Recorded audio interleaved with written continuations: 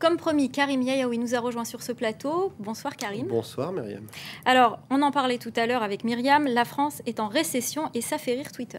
C'est pas drôle évidemment, pourtant. c'est pas drôle, en tout cas ça en a fait rire quelques-uns. C'est vrai que la France est en récession et qu'on en parle un petit peu partout, comme sur le site de Libération.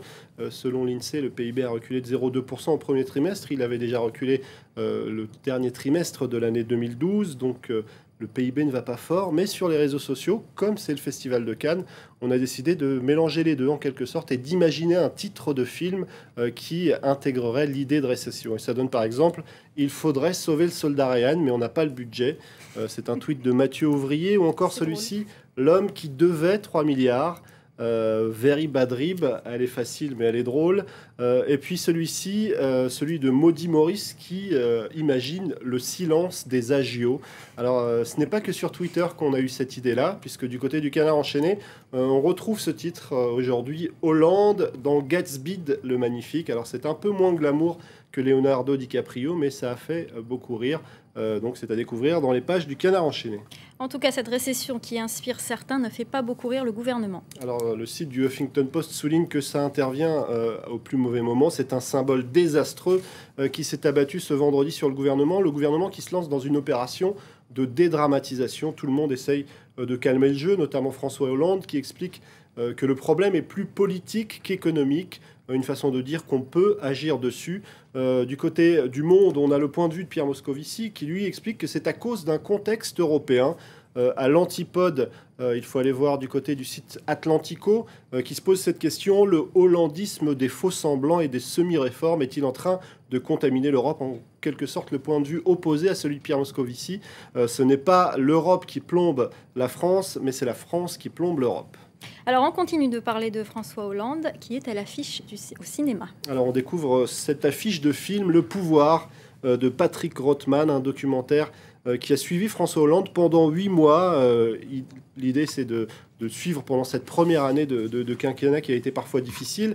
Du côté du site internet Slate, Jean-Michel Frodon s'arrête un peu sur ce film et nous explique qu'il y a pas mal de choses étranges. Première étrangeté, et c'est tout à fait rare et il faut le signaler, les caméras ont pu suivre François Hollande un petit peu partout, dans les couloirs de l'Élysée, dans sa voiture de fonction, dans son avion, dans toutes les réunions et parfois même jusqu'aux États-Unis.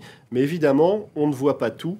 C'est ce qu'explique le journaliste de Slate, parce que, par exemple, on n'a aucune révélation sur l'affaire Cahuzac, on n'a pas le soubresaut d'un bruit lié, par exemple, au débat très houleux sur le mariage pour tous. On n'évoque pas non plus les catastrophes sociales qui ont frappé la France, comme Florange ou Aulnay, mais en tout cas, peut-être que le but était ailleurs.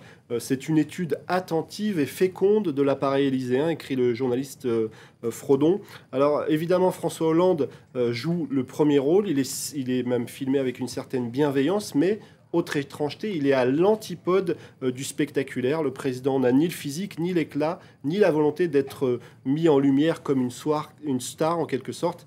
Je vous propose d'ailleurs de découvrir un petit extrait de la bande-annonce. Il y a eu des tentatives du côté taliban. Il y a eu des attaques sur certains convois. Et si nous n'avions pas été les premiers, il est clair que le Mali serait aujourd'hui dans les mains des terroristes. Nous avons une course dont nous jugerons le résultat à la fin. Pas au début, pas au milieu, à la fin. Un élément de langage fixé en commun. Donc le mercredi, on ne va parler que politique, pas technique. Il va y avoir 2 réunions, l'une au Qatar. Les yeux dans les yeux, en quelque sorte. Et celui de la déontologie et de la prévention des conflits d'intérêts.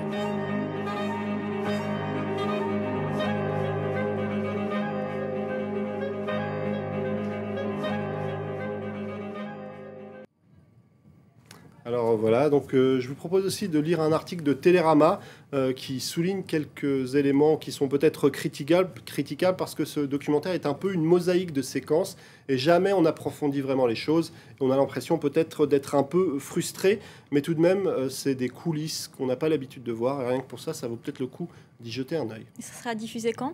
C'est sorti aujourd'hui au cinéma dans certaines salles. On aura peut-être les réactions. Alors ça ne sera pas diffusé autant que les blockbusters américains, mais il y aura quelques salles qui vous proposeront ce film. On s'en doute. Merci beaucoup Karim Yayaoui pour cet œil sur les médias.